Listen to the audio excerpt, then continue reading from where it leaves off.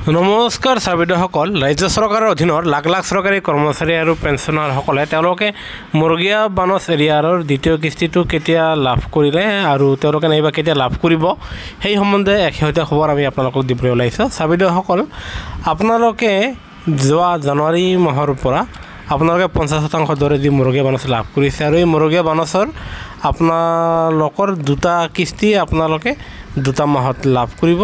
এটা হ'ল আপোনাৰ মে মাহত আৰু আনটো হ'ল আপোনাৰ জুন মাহত।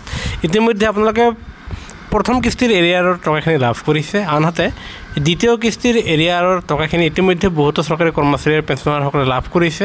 আনহাতে যিসকল চৰকাৰী কৰ্মচাৰী আৰু পেঞ্চনাৰে 50% দিয়ে বকেয়াৰ দ্বিতীয় কিস্তি এৰিয়াৰৰ টকাখিনি পাবলৈ সক্ষম হোৱা নাই, তেওঁলোকে এই মাহৰ ভিতৰতেই তেওঁলোকে 50% দিয়ে দ্বিতীয় কিস্তিৰ টকাখিনি পাবলৈ সক্ষম হ'ব আৰু সেয়া আপোনালোকৰ একাউণ্টত যিকোনো মুহূৰ্তত সোমাব। আৰু এই গুৰুত্বপূৰ্ণ খবৰটো আমি আপোনালোকক জনালোঁ। ভিডিঅ'টো নিশ্চয় লাইক দিব।